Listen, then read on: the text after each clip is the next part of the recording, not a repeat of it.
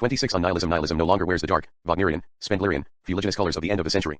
It no longer comes from a Weltanschauung of decadence nor from a metaphysical radically born of the death of God and of all the consequences that must be taken from this death.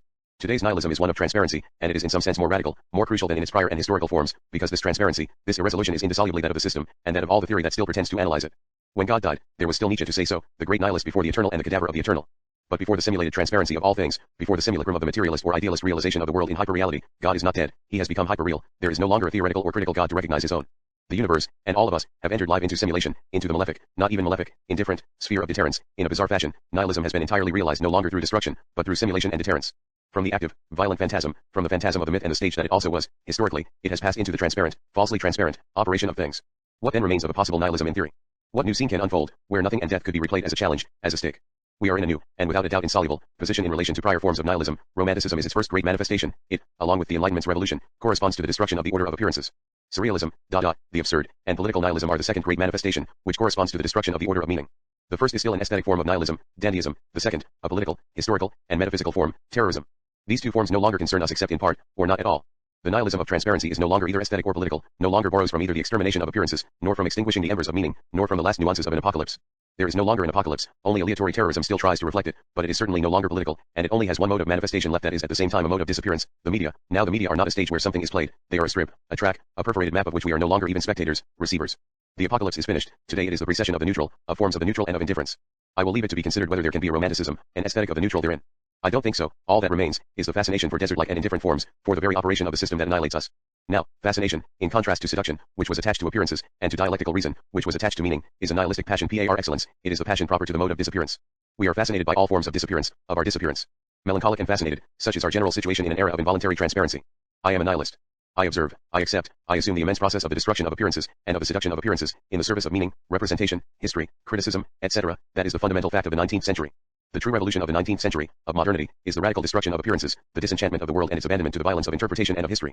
I observe, I accept, I assume, I analyze the second revolution, that of the 20th century, that of postmodernity, which is the immense process of the destruction of meaning, equal to the earlier destruction of appearances. He who strikes with meaning is killed by meaning. The dialectic stage, the critical stage is empty. There is no more stage. There is no therapy of meaning or therapy through meaning. Therapy itself is part of the generalized process of indifferentiation.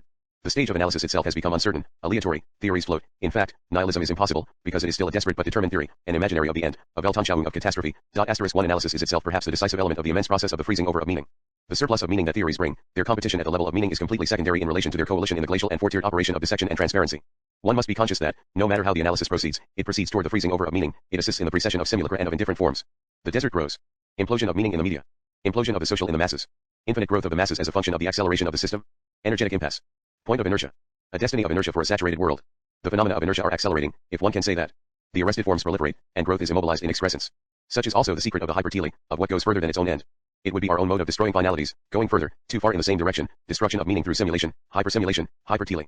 Denying its own end through hyperfinality, the crustacean, the statues of Easter Island, is this not also the obscene secret of cancer? Revenge of excrescence on growth, revenge of speed on inertia. The masses themselves are caught up in a gigantic process of inertia through acceleration. They are this excrescent, devouring, process that annihilates all growth and all surplus meaning. They are the circuit short-circuit by a monstrous finality. It is this point of inertia and what happens outside this point of inertia that today is fascinating, enthralling, gone, therefore, the discrete charm of the dialectic. If it is nihilistic to privilege this point of inertia and the analysis of this irreversibility of systems up to the point of no return, then I am a nihilist. If it is nihilistic to be obsessed by the mode of disappearance, and no longer by the mode of production, then I am a nihilist. Disappearance, aphonesis, implosion, fury of Verschwindens. Transpolitics is the elective sphere of the mode of disappearance, of the real, of meaning, of the stage, of history, of the social, of the individual. To tell the truth, it is no longer so much a question of nihilism, in disappearance, in the desert-like, aleatory, and indifferent form, there is no longer even pathos, the pathetic of nihilism, that mythical energy that is still the force of nihilism, of radically, mythic denial, dramatic anticipation. It is no longer even disenchantment, with the seductive and nostalgic, itself enchanted, tonality of disenchantment. It is simply disappearance. The trace of this radically of the mode of disappearance is already found in Adorno and Benjamin, parallel to a nostalgic exercise of the dialectic. Because there is a nostalgia of the dialectic, and without a doubt the most subtle dialectic is nostalgic to begin with. But more deeply, there is in Benjamin and Adorno another tonality, that of a melancholy attached to the system itself, one that is incurable and beyond any dialectic. It is this melancholia of systems that today takes the upper hand through the ironically transparent forms that surround us. It is this melancholia that is becoming our fundamental passion. It is no longer the spleen or the vague yearnings of the fin de siècle soul. It is no longer nihilism either, which in some sense aims at normalizing everything through destruction, the passion of resentment, ressentiment. No, melancholia is the fundamental tonality of functional systems, of current systems of simulation, of programming and information. Melancholia is the inherent quality of the mode of the disappearance of meaning, of the mode of the volatilization of meaning in operational systems. And we are all melancholic. Melancholia is the brutal disaffection that characterizes our saturated systems. Once the hope of balancing good and evil, true and false, indeed of confronting some values of the same order, once the more general hope of a relation of forces and a state has vanished. Everywhere, always, the system is too strong, hegemonic. Against this hegemony of the system, one can exalt the ruses of desire, practice revolutionary micrology of the quotidian, exalt the molecular drift, or even defend cooking. This does not resolve the imperious necessity of checking the system in broad daylight. This, only terrorism can do. It is the trait of reversion that effaces the remainder, just as a single ironic smile effaces a whole discourse, just as a single flash of denial in a slave effaces all the power and pleasure of the master. The more hegemonic the system, the more the imagination is struck by the smallest of its reversals. The challenge, even infinitesimal, is the image of a chain failure. Only this reversibility without a counterpart is an event today, on the nihilistic and disaffected stage of the political. Only it mobilizes the imaginary. If being a nihilist is carrying, to the unbearable limit of hegemonic systems, this radical trait of derision and of violence, this challenge that the system is summoned to answer through its own death, then I am a terrorist and nihilist in theory as the others are with their weapons. Theoretical violence, not truth, is the only resource left us. But such a sentiment is utopian. Because it would be beautiful to be a nihilist, if there were still a radically, as it would be nice to be a terrorist, if death, including that of a terrorist, still had meaning. But it is at this point that things become insoluble. Because to this active nihilism of radically, the system opposes its own, the nihilism of neutralization. The system is itself also nihilistic, in the sense that it has the power to pour everything, including what denies it, into indifference. In this system, death itself shines by virtue of its absence. The Bologna train station, the Oktoberfest in Munich, the dead are annulled by indifference. That is where terrorism is the involuntary accomplice of the whole system, not politically, but in the accelerated form of indifference that it contributes to imposing. Death no longer has a stage, neither phantasmatic nor political, on which to represent itself, to play itself out, either a ceremonial or a violent one. And this is the victory of the other nihilism, of the other terrorism, that of the system. There is no longer a stage, not even the minimal illusion that makes events capable of adopting the force of reality, no more stage either of mental or political solidarity. What do Chile, Biafra, the boat people, Bologna, or Poland matter? All of that comes to be annihilated on the television screen. We are in the era of events without consequences, and of theories without consequences. There is no more hope for meaning. And without a doubt this is a good thing, meaning is mortal.